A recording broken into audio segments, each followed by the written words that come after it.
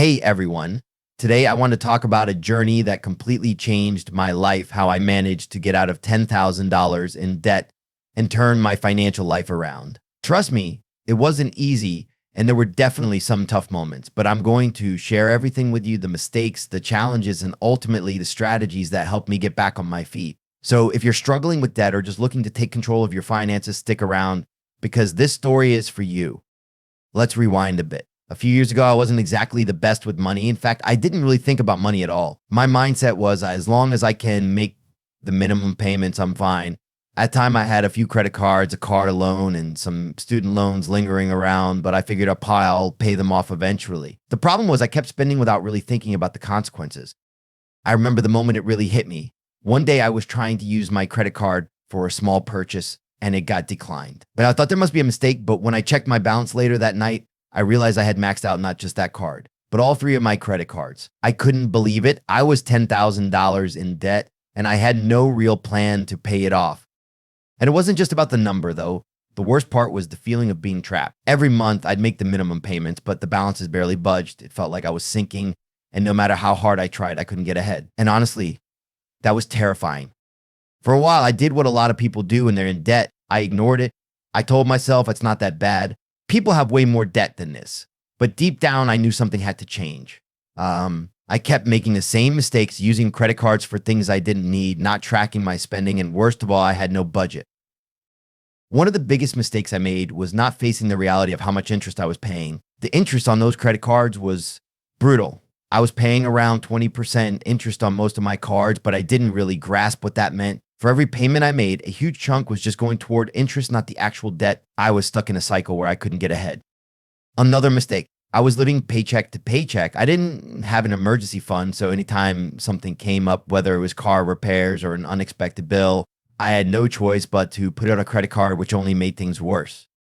The real turning point came when I finally decided to stop running from the problem and actually face it head on. One night, I sat down with all my credit card statements, car loan info, and the student loans and added everything up. That was when I truly realized I was in $10,000 of debt.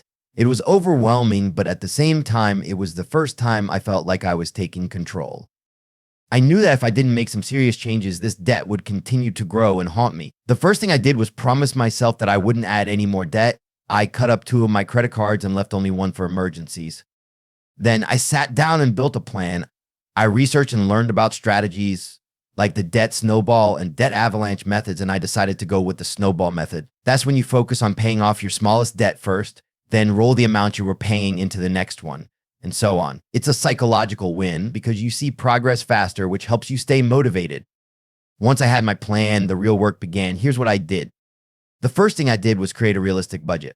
I listed all my monthly expenses from rent to groceries to utilities. Then I compared that to my income and figured out how much I could realistically put toward debt every month. I used the 50-30-20 rule minus 50% for needs, 30% for wants, and 20% for debt payments.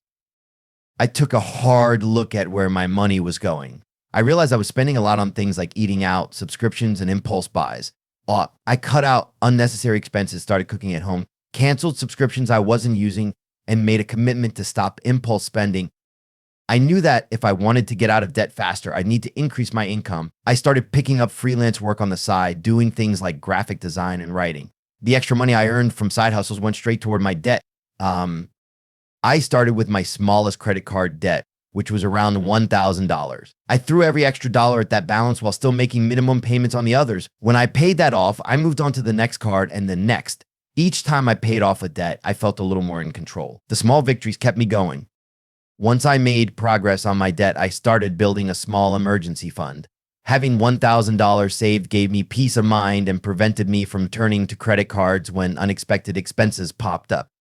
It took about 2 years, but eventually I paid off all $10,000 of debt. The day I made my final payment felt surreal. I was free.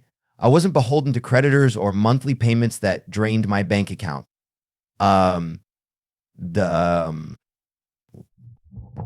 I felt lighter, less stressed, and more confident in my ability to manage my money. But it wasn't just about the numbers. Getting out of debt changed my entire approach to life and money. I had learned discipline, patience, and the importance of being mindful with my spending.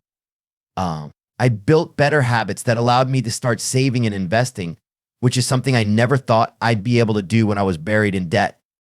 So what's the takeaway? If you're in debt, I know how overwhelming it can feel, but trust me when I say this, you can get out of it. It takes time, discipline, and sometimes some sacrifices, but the freedom on the other side is worth every moment of hard work. If you're just starting out, here are my top tips. Face your debt head on, add it all up, and make a plan. Now, stick to a budget that works for you. Focus on paying off one debt at a time, using a strategy that keeps you motivated. Find ways to increase your income, whether it's a side hustle or a better paying job. Build a small emergency fund so you don't fall back into the debt cycle. Remember, everyone's journey is different, but the important thing is to stay consistent and never give up. If I can do it, you can too. Thank you so much for listening to my story. If you found this helpful, be sure to subscribe, and let me know in the comments what financial goals are you working toward. I'd love to hear your story.